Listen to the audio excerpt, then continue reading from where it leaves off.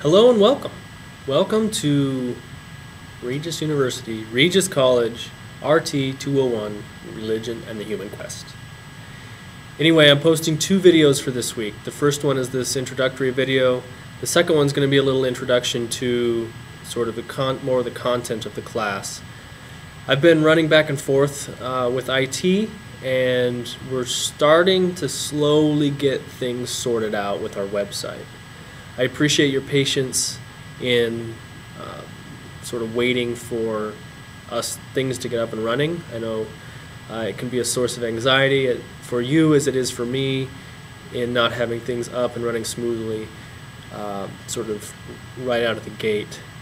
That being said, this is Regis College, or at least the Religious Studies Department's first time offering any course online. So I am the guinea pig for teaching it, and you guys are the guinea pig for being in the class. That being said, because this is sort of a trial run for us, I'd love to hear feedback as we go along. Anytime you think about it, I'll send out surveys or whatever as well. Course evaluation is really, really important. Just to determine whether or not this is an effective platform for education within the college. Again, so this first introduction, I want to do three things. I want to introduce myself.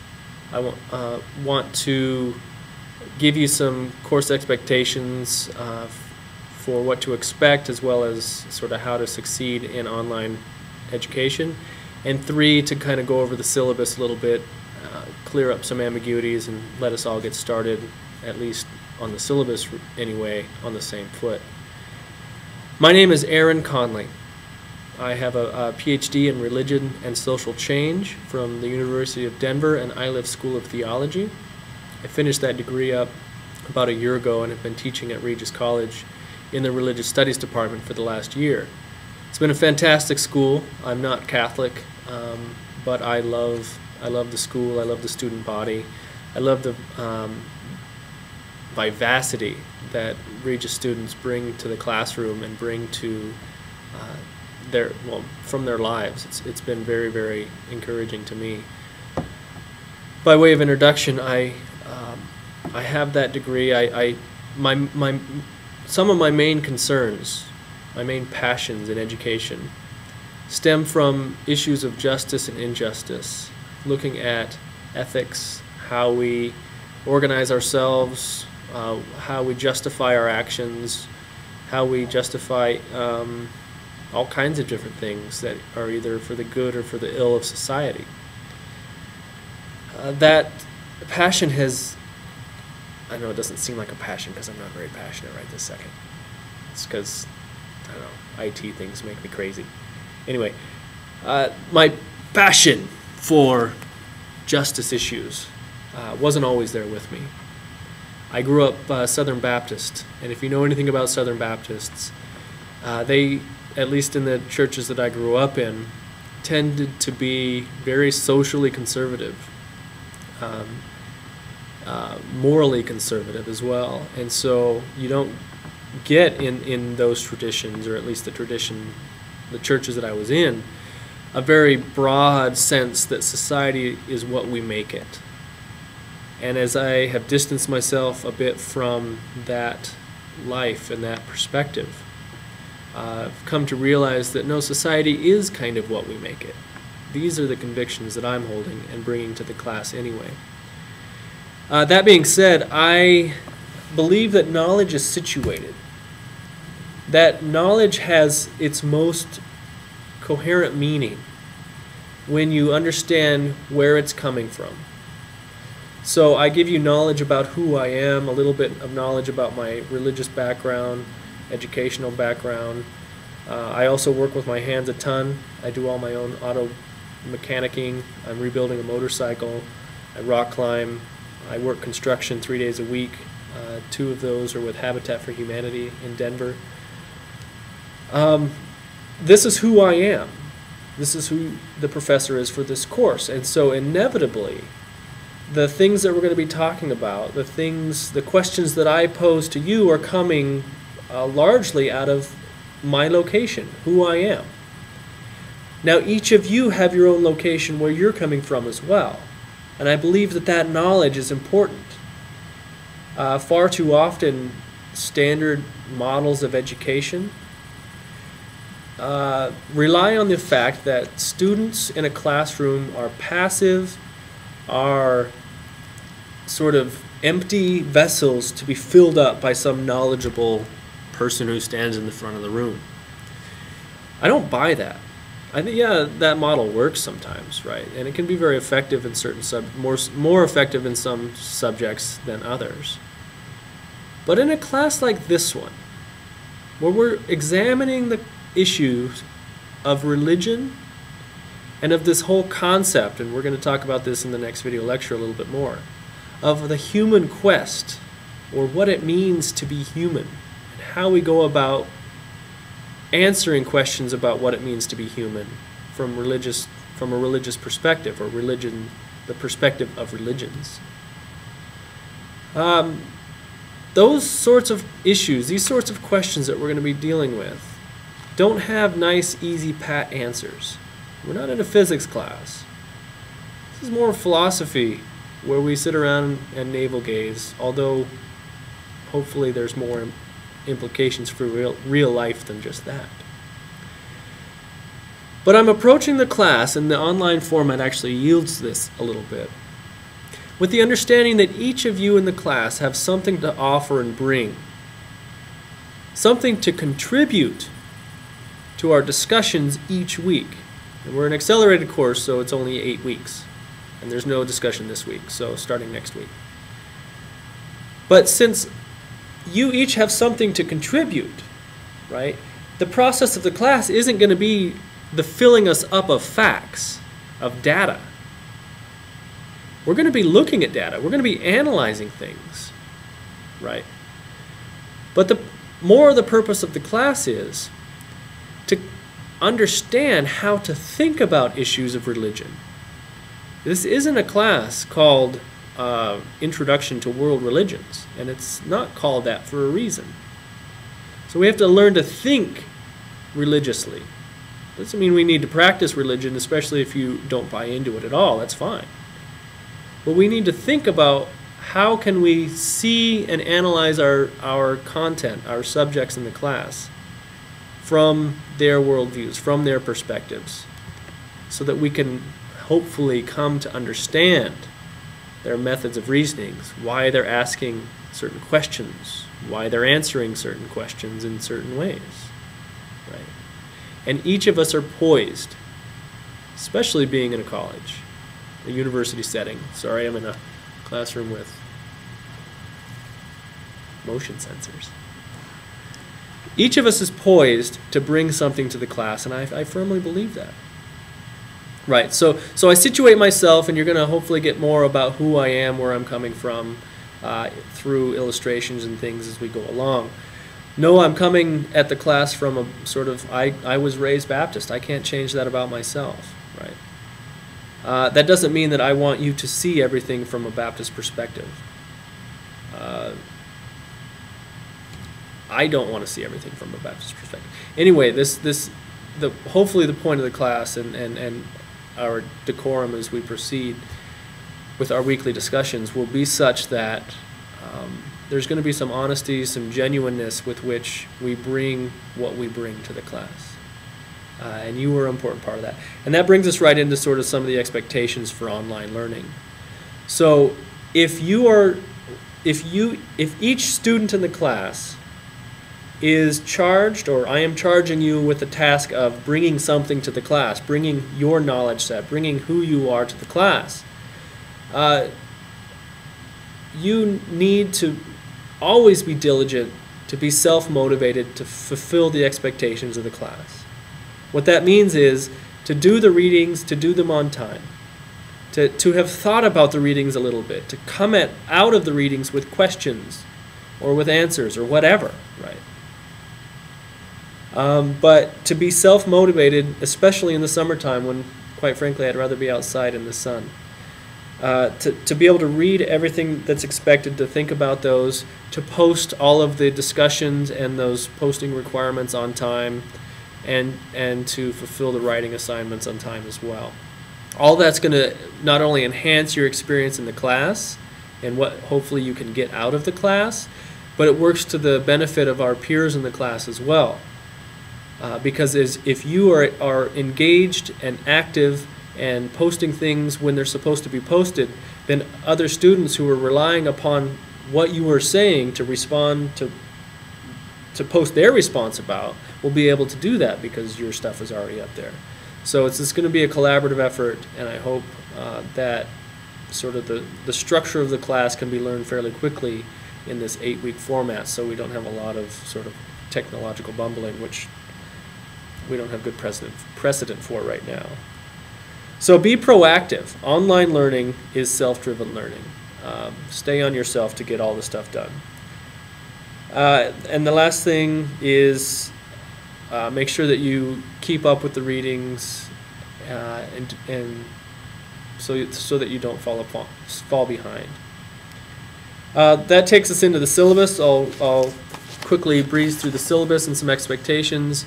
If you don't have a syllabus copy, you join the class later than when I sent them out. Send me an email or something and let me know, and I'll get it out to you as well. Attached to the email that this video link is found on, you'll also find the readings for this week. So while we don't have an actual discussion about it, there is a PDF reading for the week, and it comes out of the book, The Sacred Quest. And there's just a short introduction and a short chapter about what is religion, what it means. We have several, or actually just 3 books that we'll be reading, and then there's a couple of PDFs that are going to be available on our website. And those books are The Essential Writings of Mahatma Gandhi, and on the syllabus we've got the ISBN numbers so you can access those however you want. Howard Thurman's Jesus and the Disinherited, and Thurman is fantastic. If you don't know anything about Howard Thurman, I hope that you'll be impressed by him. If you know anything about Martin Luther King Jr., Martin Luther King traditionally carried a copy of Thurman's books in his back pocket everywhere he went. So it's sort of the intellectual, the spiritual grandfather of MLK. And the third one is Thich Nhat Hanh's Being Peace, which is a brilliant book as well. And Thich Nhat Hanh has come and spoken in Denver several times. Is very involved in the world community at large. All of these figures are in one way or another, which is why I've chosen them for the class. Some of the assignment descriptions, what I'm expecting out of sort of adequate fulfillment of the class.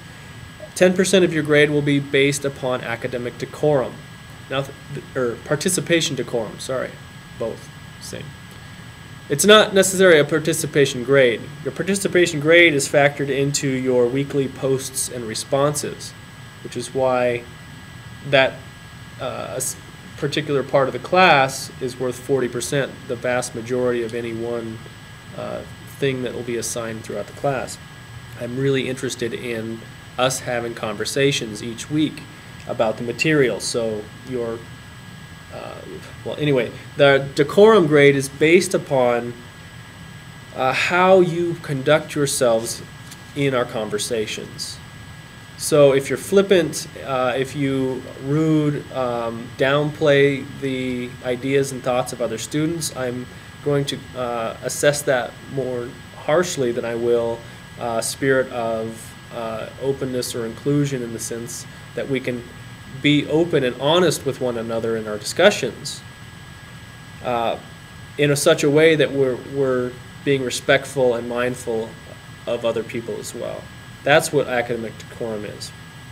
Our student question is another 10% of your grade, and what the student question is as soon as our website gets up and running, which hopefully IT tells me will be tonight or tomorrow morning, probably tomorrow afternoon or so, I will have, I'm not sure about when the site launches, but a sign-up sheet for us to, each student will be required to sign up to lead discussion for their week. So look over the course calendar, see if there's a topic or an idea that interests you, and sign up for that day. And then you will be responsible for posting to our discussion boards the questions that the rest of the class will engage.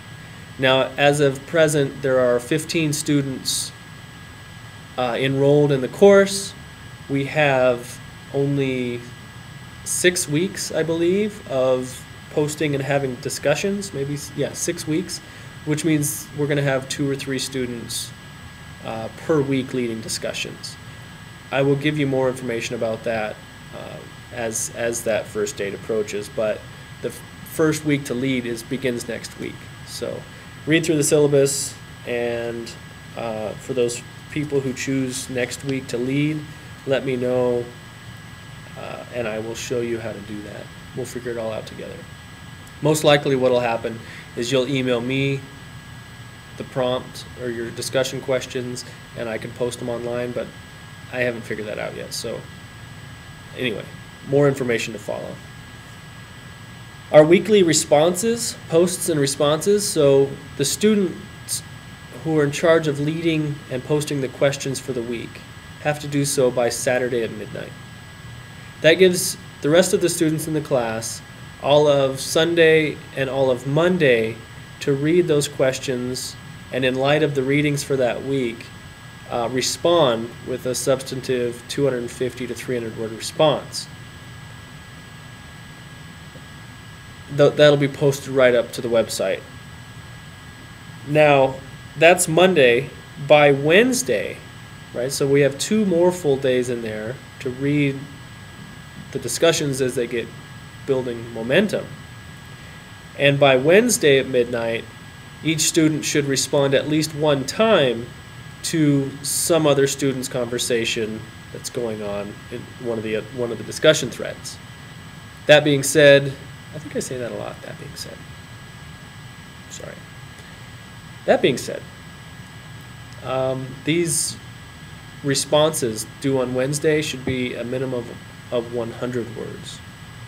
Now, you're only going to be graded for one response. So to meet baseline requirements for the course, one discussion post, one response meets the criteria for the week's grade.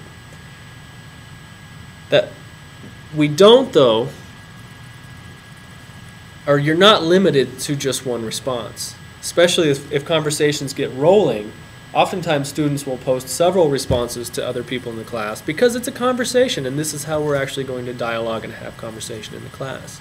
So more posts, more responses are certainly encouraged, but know that only one of them at a baseline will be graded. So we have 2 essay assignments, but really they're just one. So I think it's the start of week 3. A rough draft will be due, and you can read in the syllabus sort of some of the criteria for what that essay is about. But what I've designed for the class is to write to begin an essay. How do you respond to questions of religion? How do you begin to think about religion? And as week 3 approaches, I'll give you more structure and ideas for questions to ask in your essay. But the rough draft, what is religion, is only 3 to 5 pages, and it's going to be more of a shoot from the hip. What is your initial response to some of these questions that are posed? Then, as you do the readings throughout the course, you can be thinking about that rough draft that you wrote. Because by the week 8, when your final essay is going to be due, you're going to take your initial rough draft, rework it however you need to come up with a more robust 7 to 9 page paper when the rough draft is only have to be 3 to 5 page paper. So basically you can reuse, build upon, change, revamp. But basically I want all of the content of the course to work towards something. So we have a rough draft due. We're going to have discussions throughout the week, read certain things that I hope you find interesting, and our final essay will hopefully be an outworking of all of that. Attendance, show up online, or these are the policies for the course that you can read. Show up in the discussions, be present, having thought about the readings, having done the readings, and coming out of those readings with actually something to say or something to question or whatever it is. We'll get there. Late work, again, late work is really important, or it's important not to have late work. Oh, we'll figure that out, whatever that means. But basically, it's to your benefit, for your grade anyway, that you turn your work in on time each week. It's also to the benefit of the rest of the class. This is that sort of accountability built into the class, where since you have to respond to other students' posts, your post has to be in on time so other students can respond to yours. Does that make sense? So we don't have the traditional class schedule where you come in and you meet with me and you look at me and you're bored or whatever. This is our method of accountability, and I can guarantee that the more that you put into this class, the more you think about and engage the ideas and the topics and one another, the better the class is going to be. At least that's been my experience with these online and face-to-face classes in the past. The more that we put into it, the more that we're going to take out of it as well. I take issues of plagiarism very, very seriously, so do not plagiarize. Your essays, rough drafts, will be submitted online through a Dropbox function that has a plagiarism reader built into it, so I know it's like Santa Claus. I know if you're naughty or not. I don't know what I'm saying. Anyway, if you have disabilities, talk to the disabilities office at the university, email me, and we can figure out accommodations as best as possible.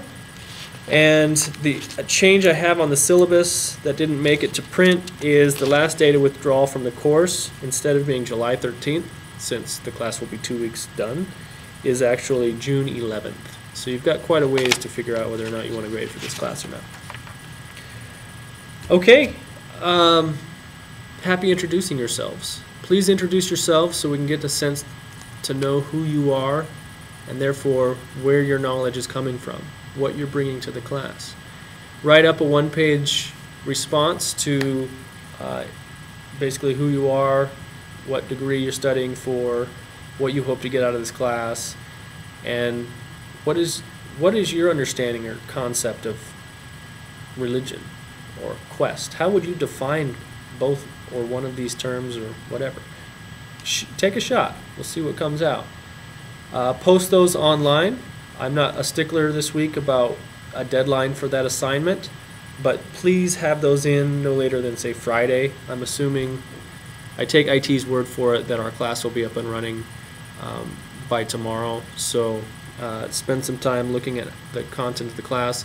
If you have any questions, please utilize me as best as possible and utilize each other. And this will be the last thing that I say in this video, we don't have the common structure of a time each week where we come to class and you can engage your fellow students in and out of class. Since we don't have that built in, you have to take that initiative. You have to be that proactive agent to make those conversations happen digitally. So if you're not near someone on campus who's in this class with us, set up time to Skype or to IM with other people. Some of my classes in the past have set up Facebook groups and had conversations and been able to sort of flesh out some of the other issues or concerns in the class, answer each other's questions through those formats as well. So find ways to connect with the other peers in your class. You by no means have to, it's not a requirement for the course, but once again, just like putting more into it, you're going to get more out. The more community that we can build into the class as well through these other means of technology, the more connected we will hopefully feel to one another. So, happy reading this week, and I look forward to engaging you in the second video and just from week to week. So thanks. Hasta la vista. Okay, bye.